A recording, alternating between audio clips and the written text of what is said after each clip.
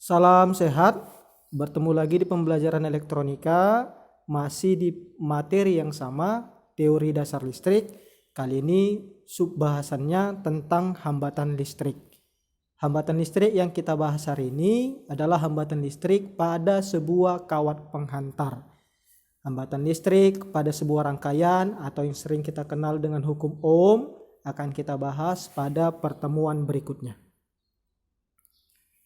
Di pertemuan sebelumnya kita sudah kategorikan benda berdasarkan sifat penghantarnya. Ada 3. Yang pertama ada konduktor, kedua ada semikonduktor, dan yang ketiga adalah isolator. Ketiga sifat penghantar ini memiliki kemampuan yang berbeda-beda dalam menghantarkan arus listrik. Bahkan isolator adalah benda yang mempunyai sifat penghantar listrik yang buruk atau tidak bisa menghantarkan listrik dengan baik. Kita ke pembahasan tentang hambatan listrik.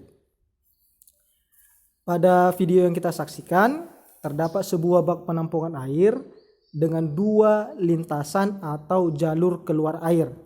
Yang pertama ditampung oleh ember A, yang kedua ditampung oleh ember B. Pada video ini bisa kita saksikan bahwa ember A lebih cepat terisi penuh dibandingkan ember B. Apa yang menyebabkannya? Yang menyebabkannya adalah pada lintasan B terdapat hambatan atau rintangan sehingga airnya susah mengalir, terhambat alirannya dan berdampak bahwa ember B lebih lama terisi penuh. Begitu juga dengan arus listrik yang mengalir pada sebuah penghantar. Jadi misalnya kita ibaratkan lintasannya itu adalah kawat penghantar, arus listriknya kita ibaratkan sebagai aliran air tadi. Walaupun sama-sama dapat menghantarkan arus listrik, tapi keduanya memiliki kemampuan yang berbeda dalam menghantarkan arus listrik. Karena ada yang menghambatnya, yaitu namanya nanti hambatan jenis. Dari tayangan ini bisa kita simpulkan hambatan listrik adalah gesekan atau rintangan yang diberikan suatu bahan terhadap suatu aliran arus. Dengan adanya gesekan menyebabkan gerak elektron berkurang. Seperti pembelajaran sebelumnya kita tahu bahwa yang bergerak itu elektron. Jadi ketika ada hambatan jenis pada sebuah kawat penghantar, maka gerak elektronnya terhambat atau berkurang. Hambatan-hambatan ini yang menghalangi gerak elektron tadi kita sebutlah dengan resistansi yang memiliki satuan ohm atau digambarkan dengan simbol pelana kuda. Selanjutnya, faktor-faktor yang mempengaruhi hambatan pada sebuah penghantar. Faktor yang pertama adalah panjang kawat penghantar. Bapak gambarkan 2 buah kawat penghantar yang berbeda panjangnya. Gambar yang sebelah kiri memiliki kawat penghantarnya lebih panjang sedikit dibandingkan kawat penghantar yang B. Kawat penghantar ini kita simbolkan dengan huruf L. Apa pengaruh panjang terhadap hambatan? Ternyata semakin panjang sebuah kawat penghantar, maka semakin besar nilai hambatannya. Bapak ulangi, semakin panjang sebuah kawat penghantar, maka semakin besar nilai hambatannya. Artinya apa? Kalau ada kawat atau penghantar yang panjangnya 10 meter, nilai hambatannya pasti lebih besar dibandingkan kawat dengan panjang 5 meter. Dengan catatan, kita anggap jenis kawat penghantarnya dulu sama. Jadi kalau ada 2 kawat penghantar yang jenisnya sama, memiliki panjang yang berbeda, maka yang lebih panjang akan mempunyai hambatan yang lebih besar. Faktor yang kedua yaitu luas penampang penghantar. Bapak gambarkan sebuah kawat penghantar atau kabel penghantar, yang pertama berukuran besar, yang kedua berukuran kecil. Kita simbolkan luas penampang dengan huruf A. Jadi yang dihitung adalah luas penampangnya saja.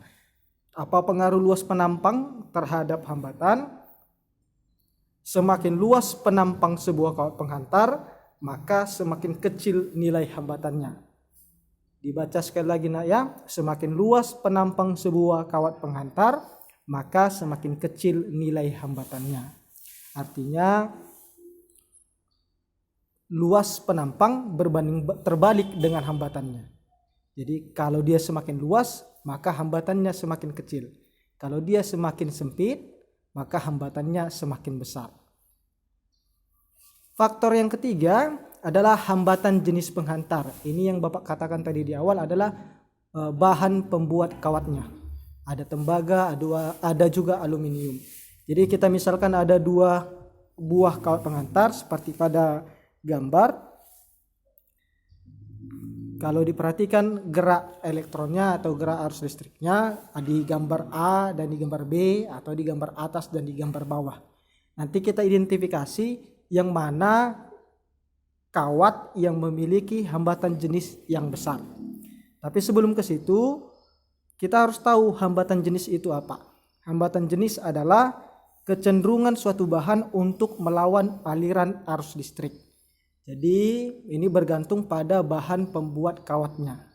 Jadi kecenderungan untuk melawan aliran arus listrik.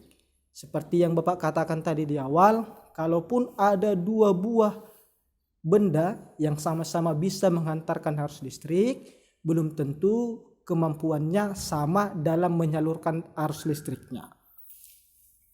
Apa efek dari hambatan jenis terhadap nilai hambatan kawat? Semakin besar hambatan jenis sebuah kawat, maka semakin besar nilai hambatannya. Bapak ulangi, semakin besar hambatan jenis sebuah kawat penghantar, maka semakin besar nilai hambatannya. Artinya kalau kita perhatikan 2 gambar yang ada di tampilan kita, yang mana yang memiliki hambatan jenis yang besar? Maka jawabannya adalah kawat yang berada di bawah. Jadi kawat yang berada di bawah adalah kawat yang memiliki hambatan jenis yang besar. Jadi yang di atas adalah kawat yang memiliki hambatan jenis yang kecil. Itulah 3 faktor yang mempengaruhi hambatan pada sebuah penghantar. Ada faktor yang keempat, faktor suhu. Namun ini berlaku pada keadaan-keadaan khusus. Jadi ketiga faktor tadi bisa dijadikan rumus sebagai berikut. R sama dengan Rho L per A.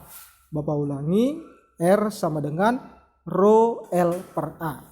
Kita identifikasi. Yang pertama hambatan disimbolkan dengan R, satuannya ohm.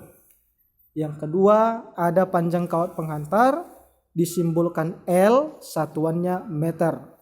Yang ketiga ada luas penampang penghantar, simbolnya A, satuannya meter kuadrat. Yang terakhir hambatan jenis penghantar, simbolnya huruf P miring atau yang sering dibaca dengan Rho, satuannya ohm dikali meter. Kita ke contoh soal. Sebuah kawat dengan hambatan jenis 2 kali 10 pangkat minus 5 ohm kali meter memiliki panjang sepanjang 5 meter. Apabila luas penampangnya 10 pangkat minus 6 meter kuadrat, maka berapakah hambatannya? Sama seperti minggu lalu, langkah pertama sebelum mengerjakan sebuah soal adalah kita identifikasi apa yang diketahui di soal tersebut. Diketahui, yang pertama kita lihat yang diketahui adalah hambatan jenisnya atau Rho 2 kali 10 pangkat minus 5. Yang kedua yang diketahui adalah luas panjang kawatnya, simbolnya L sebesar 5 meter. Yang ketiga luas penampangnya sebesar 10 pangkat minus 6 meter kuadrat. Yang ditanya adalah besar hambatannya atau R. Maka kita akan mulai untuk menjawab soal ini. Jadi langkah pertama adalah kita tuliskan dulu rumusnya. R sama dengan Rho L per A. kita identifikasi rho-nya sudah diketahui, L-nya sudah diketahui, A-nya juga sudah diketahui. Maka kita tinggal masukkan angka ke dalam rumus. R sama dengan 2 kali 10 pangkat minus 5, L-nya 5, A-nya 10 pangkat minus 6. Maka tinggal kita kalikan 2 kali 5, 10, maka R sama dengan 10 dikali 10 pangkat minus 5 per 10 pangkat minus 6. Arti per di situ adalah 10 dikali 10 pangkat minus 5 dibagi 10 pangkat minus 6. Maka hasilnya adalah 100 ohm. Jadi kalau ada kawat dengan atau penghantar dengan panjang 5 meter, luas penampangnya 10 pangkat minus 6, hambatan jenisnya 2 kali 10 pangkat minus 5, maka diperolehlah hambatan pada kawat sebesar 100 ohm. Itu contoh soal untuk hambatan pada kawat penghantar. Jadi kalau ada pertanyaan boleh di chat di grup pembelajaran kita. Selanjutnya ada soal latihan, ada 3 soal yang Bapak buat. Yang pertama tuliskan pengertian hambatan, kedua faktor-faktor yang mempengaruhi hambatan pada kawat, yang ketiga hubungan besar hambatan dengan luas penampang kawat. Semua soal ini jawabannya ada di video.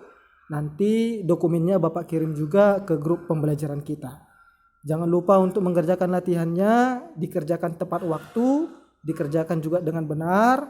Salam sehat, sampai jumpa di pembelajaran berikutnya.